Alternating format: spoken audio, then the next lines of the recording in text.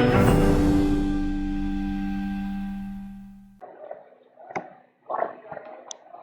everyone, welcome to Sarathi. My name is Shubham और आज इस वीडियो में हम लोग वेक्टर्स डिस्कस करेंगे। तो लेट्स स्टार्ट। सबसे पहले हम लोग एक क्विक रिकैप करते हैं कि क्लास 9 के बच्चों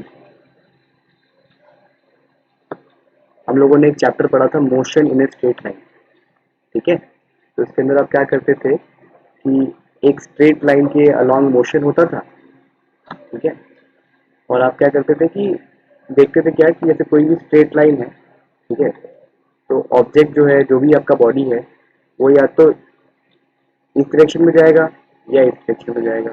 तो बेसिकली सिर्फ उसके पास दो ही दिशाएं होती थी जिधर वो जा सकता है, जिधर वो मूव कर सकता है। तो हम लोग क्या करते थे, अगर आप लोगों को याद हो तो हम लोग साइन कन्वेंशन लेते थे। ठीक है, और साइन कन्वेंशन में क्या करते थे कि एक डायरेक्शन को पॉजिटिव बना देते थे और दूसरे डायरेक्शन को नेगेटिव बना देते थे। ठीक है, तो जो ये टॉपिक हम लोग वेक्टर पढ़ रहे हैं, ये बेसिकली इसी साइन कन्वेंशन जो हम लोग लेते थे ना, उसी का एक्सटेंशन। तो हुआ क्या बच्चों कि जब अब आप पढ़ेंगे जो 11th क्लास में, तो 11th क्लास में क्या होगा कि जो आपका पार्टिकल होगा, जो भी आपकी बॉडी है, वो 3 डायमेंशन में मूव कर सकता है। एक्स वाई और जेड एक्सिस तीनों डायरेक्शन में मूव कर सकता है। ठीक है, तो जो ये प्लस साइन और नेगेटिव साइन जो आप लगाते थे ना, अब वो सफिशिएंट नहीं। ठीक है, तो इसीलिए नीड पड़ी बच्चों वेक्टर की। वेक्टर को हिंदी में बोला जाता है सदिश। ठीक है, तो वेक्टर क्या है?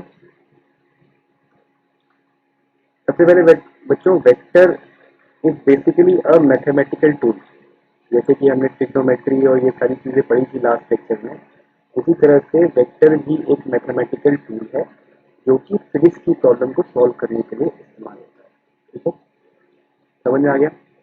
अब कहानी आती है कि वेक्टर क्वांटिटी क्या होता है। ठीक है, उससे पहले थोड़ा सा ये डिस्कस करते हैं कि वेक्टर और स्केलर में क्या अंतर है। वेक्टर को हिंदी में सदिश बोला जाता है और स्केलर को अदिश बोला जाता है। मतलब जिसकी कोई दिशा ना हो उसको स्केलर बोला जाता है। तो वेक्टर बेसिकली उसके अंदर डायरेक्शन भी होता है और मैग्नीट्यूड भी होता है बच्चों। ठीक है, और इसका तीसरा एक क्राइटेरिया होता है, उसको हम बोलते हैं कि ये triangle law of vector addition को फॉलो करता है। इसको आगे बताएंगे, फिलहाल इतना याद रखिए कि ये triangle law of vector addition को फॉलो करता है। ठीक है, वहीं दूसरी ओर जो स्केलर होता है उसका सिर्फ मैग्नीट्यूड होता है बच्चों। ठीक है, तो अब वेक्टर क्वांटिटी क्या है? जो भी हम फिजिक्स में क्वांटिटी पढ़ते हैं, जैसे मास हो गया, ठीक है, टेम्परेचर हो गया, इस टाइप की जितनी भी ऐसी क्वांटिटी है, ठीक है, जिसका मैग्नीट्यूड और डायरेक्शन दोनों, अब मास और टेम्परेचर जो मैंने बताया उसका मैग्नीट्यूड और डायरेक्शन नहीं है, ठीक है, तो वो स्केलर क्वांटिटी हो गया। और जिसका मैग्नीट्यूड और डायरेक्शन हो उसको हम बोलेंगे वेक्टर क्वांटिटी। ठीक है, और ऐसे वेक्टर क्वांटिटी को हम वेक्टर के द्वारा रिप्रेजेंट करते हैं। ठीक है, जैसे कि आपने 9th क्लास में एक्सेलरेशन पढ़ा है, हिंदी में जिसको त्वरण बोलते हैं। डिस्प्लेसमेंट पढ़ा है, हिंदी में जिसको विस्थापन बोलते हैं। वेलोसिटी पढ़ा है, जिसको वेग बोलते हैं। ये सब की सब क्या है? वेक्टर क्वांटिटी है, क्योंकि इनके अंदर मैग्नीट्यूड भी होता है और डायरेक्शन भी होता है। ठीक है, परिमाण भी होता है और दिशा भी होता है। क्योंकि ये दोनों क्वांटिटी, दोनों चीजें इसके अंदर है, इसीलिए इसको वेक्टर क्वांटिटी बोला जाता है और इसको एक वेक्टर के द्वारा प्रदर्शित किया जा सकता है या वेक्टर के द्वारा रिप्रेजेंट किया जा सकता है। ठीक है, तो जो तीसरी बात मैंने बताई थी कि वेक्टर जो है बच्चों वो triangle law of addition follow करते हैं या parallelogram of law of addition follow करते हैं। ये दोनों के दोनों इक्विवेलेंट लॉ है।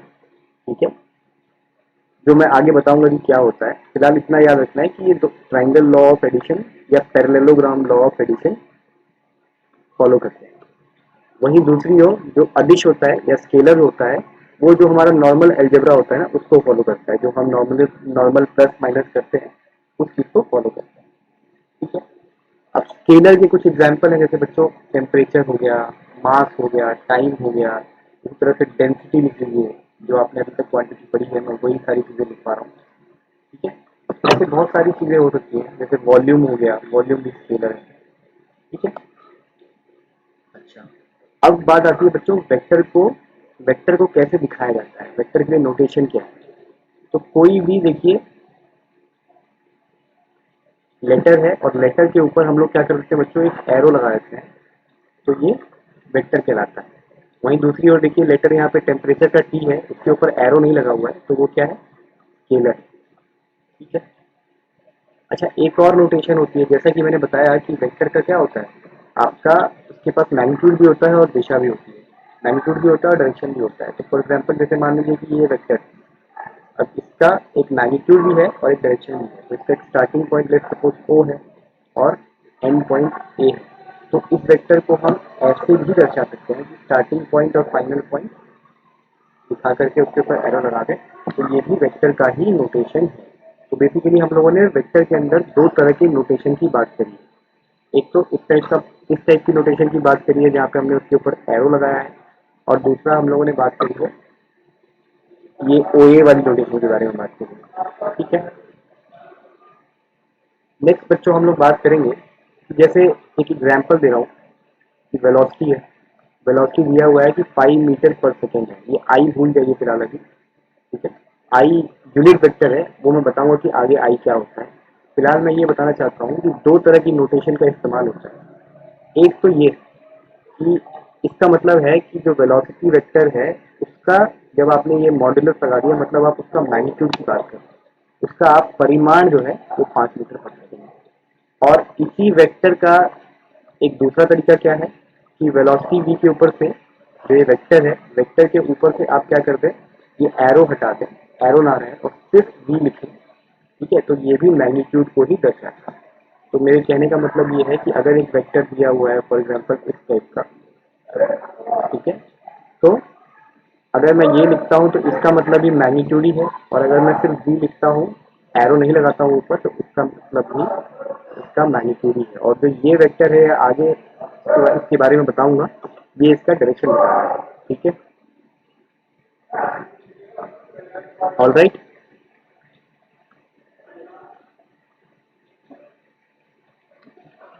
तो बच्चों हमने तीन चीजों के बारे में बात करा कि वेक्टर के अंदर क्या क्या खासियत है।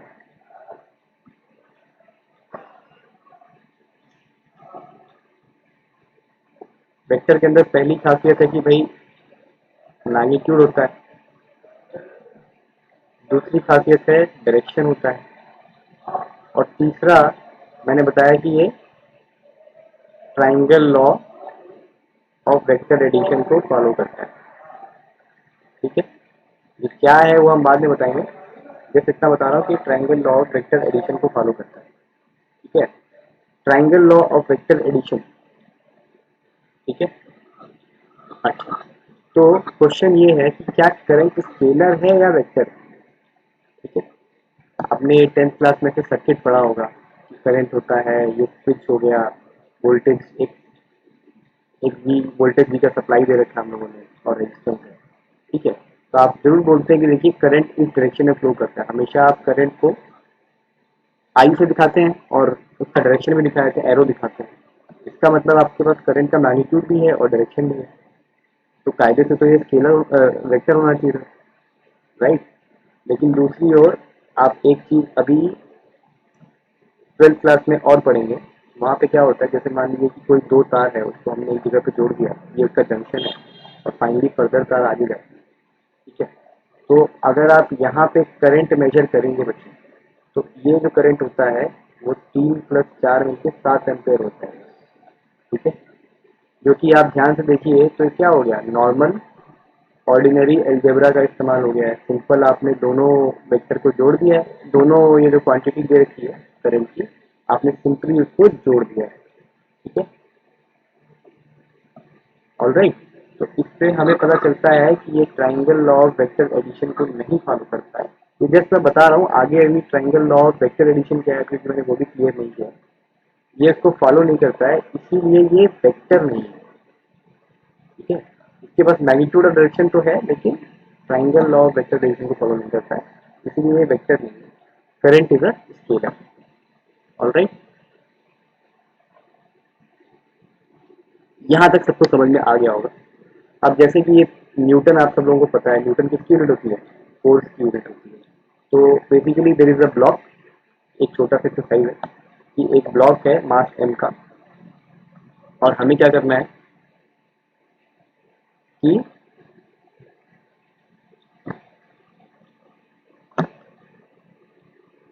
इसके ऊपर नेट फोर्स बताना है। ठीक है, तो पहले केस में अगर देखें तो सिर्फ अगर जैसे मान लीजिए कि हमने अभी तक पहले करते हुए आ रहे हैं, हम लोग क्या करते थे कि एक डायरेक्शन को पॉजिटिव मान लेते थे और दूसरे डायरेक्शन को नेगेटिव मान लेते थे, ऐसा ही करते थे ना। तो वही चीज़ है। तो इस केस में अगर आप एफ को देखेंगे तो आप +3 बोल देंगे। इस केस में देखिएगा नेट फोर्स, तो देखिए इसको आप +3 से दर्शाएंगे और इसको आप -3 से दिखाएंगे। तो आपका अगर नेट एफ अगर आपको लिखना हो, ठीक है, तो क्या हो जाएगा, 0 हो जाएगा। उसी तरह से इस केस में जब आप लिखेंगे तो ये +3 है और ये भी प्लस है, तो ये 3 + 4 7 हो जाएगा। ठीक है, और अगर यहाँ लिखते हैं तो मुझे बताने की ज़रूरत नहीं है, ये 4 - 3 1 न्यूटन। तो यहाँ तक तो आपने क्लास 9th में भी किया हुआ है। ठीक है, और ये आपको पता ही है कि फोर्स जो है उसके पास डायरेक्शन भी है और मैग्नीट्यूड भी है। ठीक है, तो अब एक तीसरी चीज चेक करनी है हमको, है वो है वेक्टर लॉ ऑफ एडिशन। ठीक है, तो हम इसके बारे में बात करेंगे। अब एक डिफरेंट केस क्या आ जाता है बच्चों, फॉर एग्जाम्पल कि एक ब्लॉक था, उसके ऊपर दो तरह की दो फोर्स लग गई और दोनों परपेंडिकुलर, जैसे 3 न्यूटन और 4 न्यूटन। ऐसे केस में फोर्स नेट कितना होगा? ठीक है, हमें ये पता लगाना है। ऑलराइट, अगर ये जो चीज है वो 4 + 3 आ जाती है, ठीक है, इफ, तो इसका मतलब ये वेक्टर लॉ ऑफ एडिशन को फॉलो नहीं कर रहा है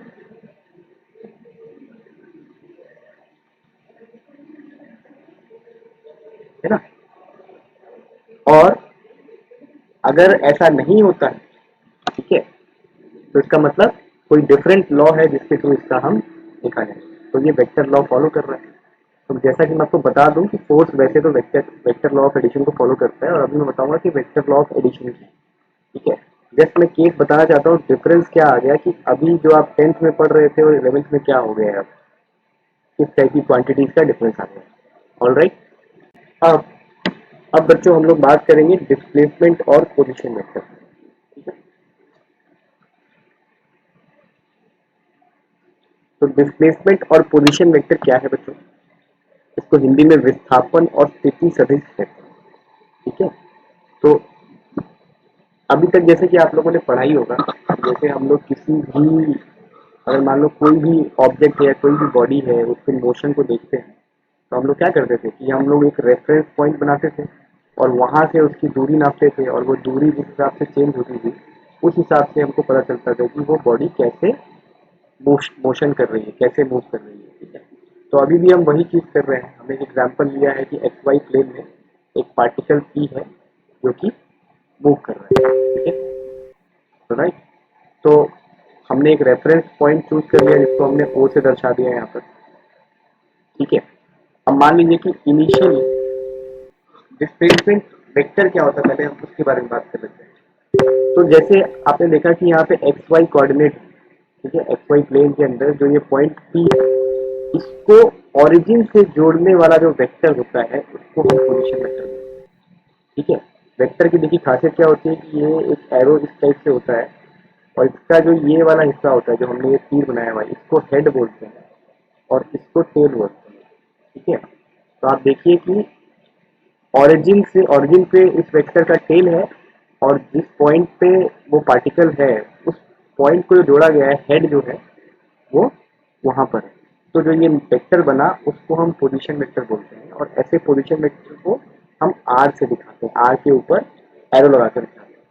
ठीक है, अब मान लीजिए कि ये पार्टिकल पी जो है कहीं इस पोजीशन पी से मूव करके कहीं इस पोजीशन पी डैश पे पहुंच, ऑल राइट, पी डैश पे पहुंच गए। तो अब ऑब्वियसली यहाँ पे इसका पोजीशन वेक्टर फिर से चेंज हो जाएगा। वो नया एरो मैंने यहाँ पे ये रेड कलर पे दिखा रखा है, सबको दिख रहा होगा। ठीक है, तो उसका नाम मैंने रखा हुआ है आर डैश, आर के ऊपर एक डैश लगा दिया है, तो ये दूसरा नया पोजीशन वेक्टर आ गया। सबको पोजीशन वेक्टर समझ में आ गया होगा कि पोजीशन वेक्टर मतलब आपको उस जगह पे उसकी स्थिति दिखाता है। ठीक है, ऑरिजिन से जिस पॉइंट पर भी वो पार्टिकल है या बॉडी है उसको जोड़ देते हैं, तो जो वेक्टर होता है उसको हम पोजीशन वेक्टर बोलते हैं या स्थिति सदिश बोलते हैं। ठीक है, इसके बाद से बच्चों बात आती है कि डिस्प्लेसमेंट वेक्टर क्या होता है। डिस्प्लेसमेंट वेक्टर होता है कि पोजीशन वेक्टर में जब हमारा बॉडी मूव किया, तो हमारा जो पार्टिकल था पी, वो जब मूव किया क्या हो गया, पी से पी डैश पे चला गया। तो जो ये चेंज इन, उसकी वजह से जो सदिश, किसी सदिश में या पोजीशन वेक्टर में जो चेंज आया है ना, उसको हम डिस्प्लेसमेंट वेक्टर बोलते हैं। तो आप देखिए हमने क्या किया है, फाइनल पोजीशन वेक्टर, ये फाइनल वाला पोजीशन वेक्टर है। ठीक है, और ये है इनिशियल वाला पोजीशन वेक्टर, बाद वाला पोजीशन वेक्टर ये है, शुरुआती पोजीशन वेक्टर ये है। इन दोनों का जो डिफरेंस है उसको हम डिस्प्लेसमेंट वेक्टर बोलते हैं। तो डिस्प्लेसमेंट वेक्टर और भी कैसे पता चलेगा, इनिशियल और फाइनल पॉइंट को जोड़ने वाला। तो इनिशियल पॉइंट हमारा पी है और final point P P dash, तो हम जो ये पी पी डैश वेक्टर है ना, यही हमारा डिस्प्लेसमेंट वेक्टर है। आई होप सबको समझ में आ गया होगा। अब एक एग्जाम्पल है बच्चों, इस एग्जाम्पल में हम लोग डिस्कस कर रहे हैं कि डिस्टेंस और डिस्प्लेसमेंट में क्या है। तो मान लीजिए कि एक लड़का है राम, और वो इस सर्कल पर जिसका रेडियस 1 किलोमीटर है, ठीक है, इस पॉइंट ए से स्टार्ट करता है और ऐसे चलता जाता है चलता जाता है। ठीक है, फिर फाइनली मूव करता हुआ वापस इसी पोजीशन पे पहुंच जाता है, और उसको मैंने बी दिखाया, मतलब ए और बी एक ही जगह पर है। ठीक है, अब ऐसे केस में इसका डिस्टेंस मतलब टोटल दूरी कितनी इसने तय करी है और टोटल इसका विस्थापन कितना हुआ है वो निकालना। ठीक है, तो जाहिर सी बात है बच्चों, दूरी का मतलब कितना हो गया, कितना दूरी चला है, कितना डिस्टेंस है। तो डिस्टेंस का मतलब क्या हो गया कि भैया ये इसमें पूरा सरकमफेरेंस जो है, इस सर्कल का पूरा सरकमफेरेंस जो है, जो कि 2 पाई रेडियस होता है, उतना चला है। तो 2 × 5 × 1 किलोमीटर, इससे जब हम निकालेंगे तो 2 पाई किलोमीटर दूरी दिखेगी। ठीक है, अगर हम बात करें विस्थापन की, तो ध्यान से समझिए बच्चों, मान लेते हैं कि ये हमारा एक्स एक्सिस है और ये हमारा वाई। ठीक है, अब मैं रेड कलर से दिखा रहा हूँ।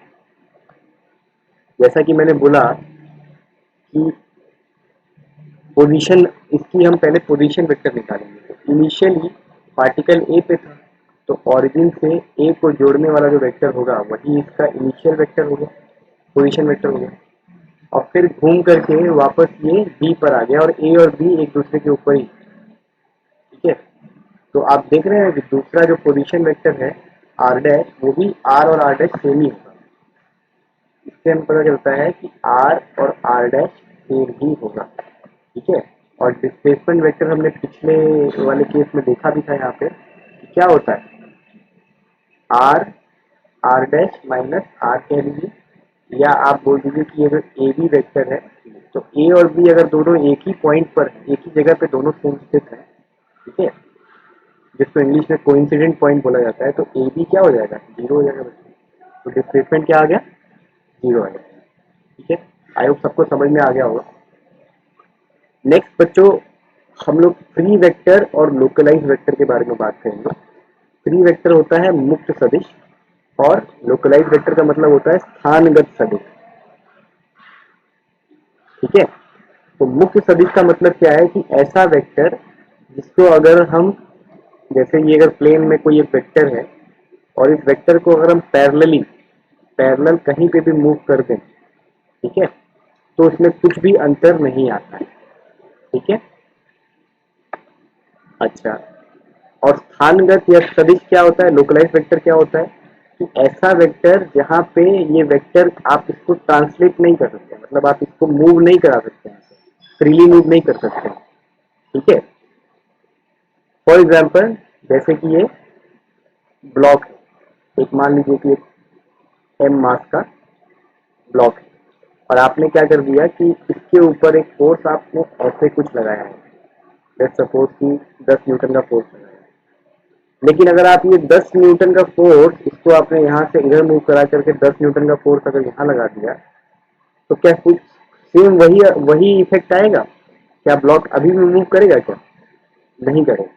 ठीक है, तो इससे हमको पता चलता है कि जब हम फोर्स लगाते हैं तो किस पॉइंट पर फोर्स लगाया गया है। ठीक है, इसी को बोलते हैं लाइन ऑफ एप्लीकेशन, मतलब किस जगह पे आपने फोर्स को अप्लाई किया है वो चीज बहुत इंपॉर्टेंट होती है। तो इस जगह पर आप इस फोर्स को ऐसे पैरेलल नहीं मूव करा सकते। ठीक है, तो ये एग्जांपल हो गया लोकलाइज वेक्टर का। हमारे केस में पूरे 11th और 12th की फिजिक्स में जब तक आपको अलग से कहा ना जाए हम लोग हमेशा फ्री वेक्टर के बारे में बात करेंगे, मतलब हम आराम से वेक्टर को ऐसे पैरेलली मूव कर सकते हैं। ऑलराइट, नेक्स्ट बच्चों हम लोग मूव करते हैं इक्वलिटी ऑफ वेक्टर, सदिशों की समानता। मतलब दो सदिश, दो वेक्टर कब इक्वल रहेंगे? दो वेक्टर तभी इक्वल रहेंगे जब उनका मैग्नीट्यूड और उनका डायरेक्शन दोनों सेम रहे। ठीक है, जैसे मान लीजिए कि ये एक वेक्टर है। ठीक है, अब मैं क्या करता हूँ, आई होप सबको समझ में आ रहा होगा।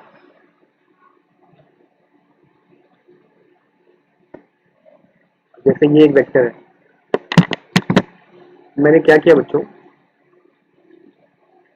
कि सेम ही, क्योंकि ये दोनों वेक्टर एक दूसरे के कॉपी हैं तो इसका मतलब क्या हुआ कि ये सेम ही मैग्नीट्यूड का वेक्टर है। अब मैं क्या कर रहा हूँ, इसका हल्का सा देखिए, जैसे मैंने डायरेक्शन हल्का सा चेंज किया, तो अब ये वेक्टर है ए और ये वेक्टर है बी। ठीक है, यस, इन दोनों का जो मैग्नीट्यूड है, दोनों के जो मैग्नीट्यूड है।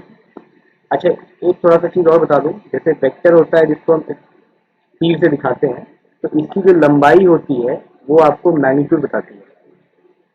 ठीक है, जो वेक्टर की लंबाई है वो आपको मैग्नीट्यूड बताती है, और जो ये डायरेक्शन है, ये इसका जो ये एरो है ये बताता है कि किस तरह डायरेक्शन है। तो जैसा कि हम देख रहे हैं दोनों की लंबाई सेम है ए और बी की, तो मैग्नीट्यूड सेम है लेकिन इन दोनों का डायरेक्शन सेम नहीं है, तो हम नहीं बोलेंगे इस केस में कि ए और बी बराबर है। ठीक है, अब इसके बाद से सेकेंड केस आता है। हमने क्या किया कि एक वेक्टर लिया, लेट्स सपोज सी। ठीक है, ये वेक्टर हमने सी ले लिया। अब हम क्या कर रहे हैं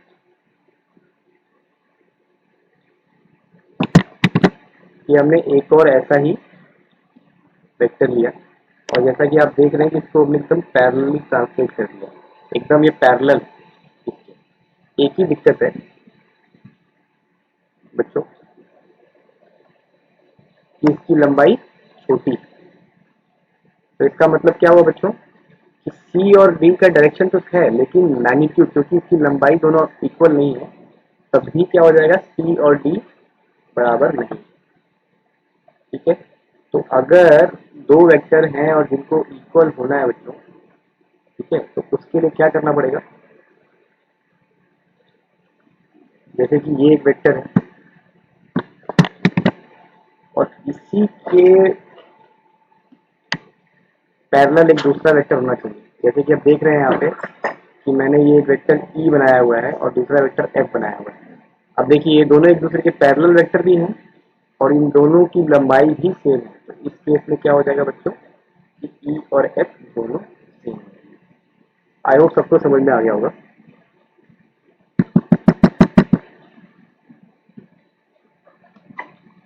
ठीक है, अच्छा, अब जैसे हमने स्केलर्स की बात करी बच्चों, ठीक है, तो स्केलर क्वांटिटी जैसे क्या हो सकता है, टेम्परेचर। स्केलर क्वांटिटी का हमने एग्जांपल लिया था ना, जैसे टेम्परेचर हो गया, ठीक है, मास हो गया, ऐसे बहुत सारी चीजें हो सकती हैं। तो ये क्या, इस स्टेटमेंट को बड़ा ध्यान से पढ़िए, ये क्या कहता है कि एडिशन और सब्ट्रैक्शन ऑफ स्केलर, कोई दो अदिश को अगर हमें जोड़ना या घटाना है वो तभी उसका सेंस बनता है जब दोनों की सेम यूनिट हो, लेकिन मल्टीप्लिकेशन हम आराम से कर सकते हैं। इसका मतलब क्या है कि अगर 1 किलो आपने कोई चीज लिया तो ये क्या हो गया, मास हो गया।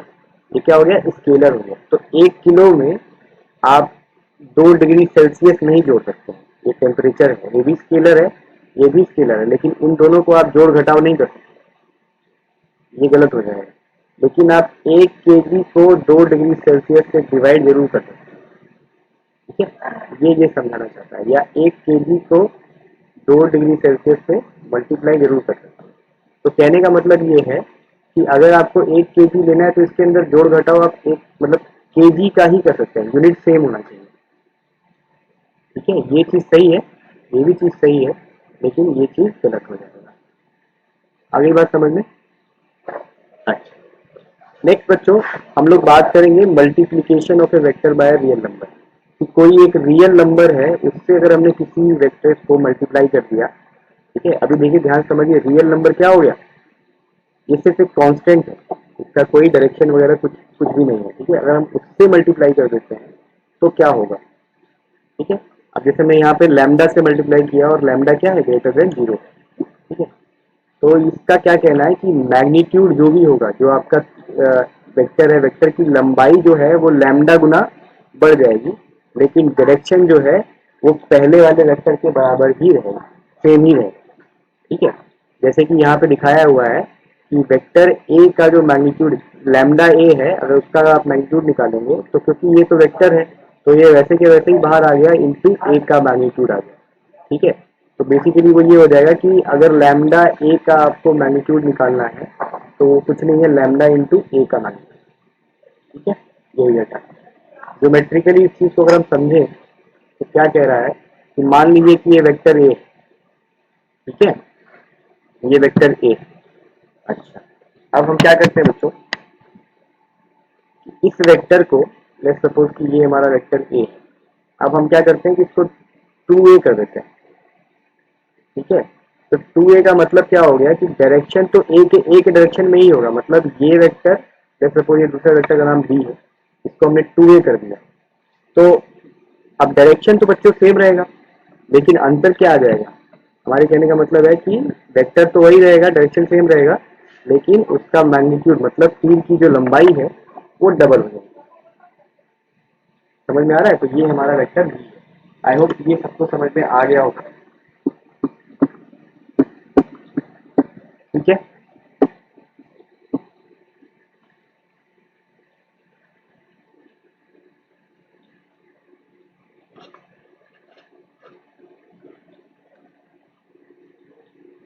So that's all for today. Next lecture में हम लोग एडिशन और सब्ट्रैक्शन ऑफ वेक्टर बात करेंगे, जिसके अंदर triangle law of vector addition, parallelogram law of vector addition और इन सब चीजों के ऊपर बात करेंगे। ठीक है, ओके, थैंक यू।